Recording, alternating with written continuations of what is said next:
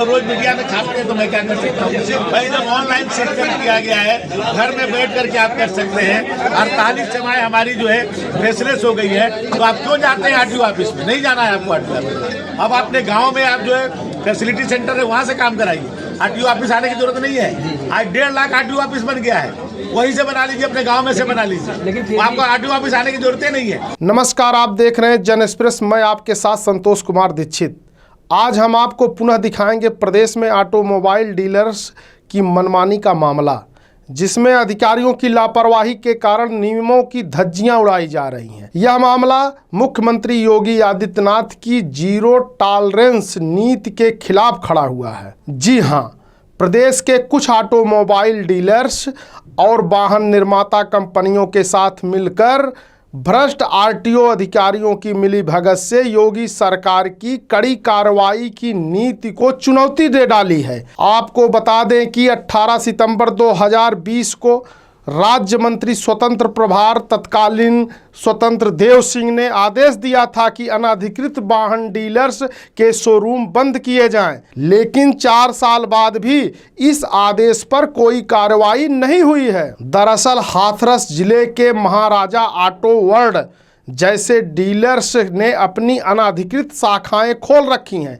और motor vehicle act का उल्लंघन कर गाड़ियों की बिक्री जारी रखी है। इसका विरोध होने के बावजूद आरटीओ के अधिकारियों ने कोई ठोस कड़ी कार्रवाई नहीं उठाया और मोटर व्हीकल एक्ट का उल्लंघन कर गाड़ियों की बिक्री जारी है। इसका विरोध होने के बावजूद आरटीओ के अधिकारियों ने कोई ठोस कदम नहीं उठाया है।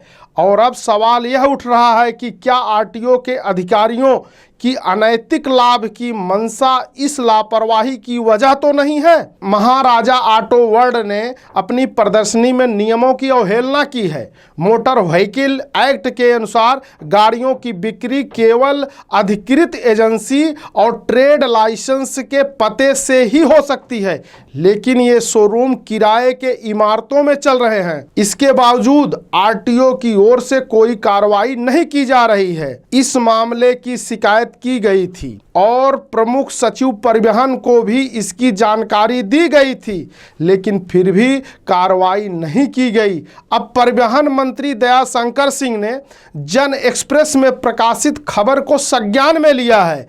मंत्री ने एक जांच कमेटी गठित की है जो इस पूरे मामले की जांच करेगी। मंत्री दयाशंकर सिंह ने हमारे विशेष संवाददाता प्रशांत पांडे से कहा कि जांच रिपोर्ट के आधार पर दोषियों के खिलाफ कड़ी कार्रवाई की जाएगी। उन्होंने यह भी आश्वासन दिया है कि उनके विभाग में जो भी आदेश दिए गए हैं उन्हें सख्ती से लागू किया जाएगा। ये बात अभी संज्ञान में लाया गया है। अभी हम लोग इसके बाद मीटिंग होने वाली है, इसके बाद बात करेंगे। मैं बात करूंगा कि इसके अभी बात क्या है और क्या ये दलाल लोग रहेंगे कि हटा दिए जाएंगे परमानेंटली, बिना कार्य होगा हमारे यहाँ? देखिए, ये तो आप लोगों ने बना दिया है और रोज इसके छापते हैं। ये बताइए, रोज आप मीडिया में छापते हैं कि लाइसेंस के लिए कोई गया, उसको ऐसा कहा गया।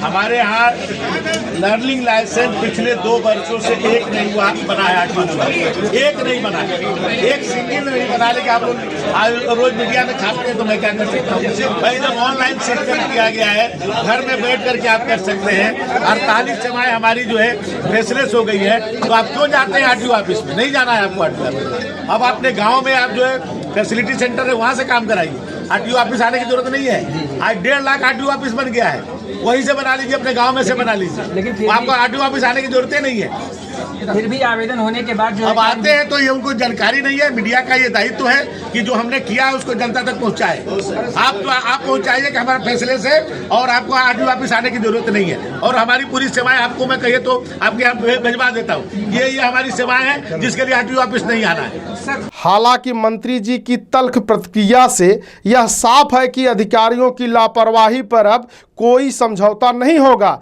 इस मामले की जांच और कार्रवाई पर सभी की नजरें टिकी हुई हैं। बहरहाल जन एक्सप्रेस इस मुहिम को कार्रवाई तक जारी रखेगा। इस संबंध में किसी भी जानकारी के लिए आप जुड़े रहें हमारे साथ। हम आपको सभी अपडेट देते रहेंगे। धन्यवाद, नमस्कार। राजनीतिक गलियारों से खेल के मैदानों तक आपको दिखाएंगे निष्पक्ष खबरें। जन एक्सप्रेस, सच दिखाने की जिद।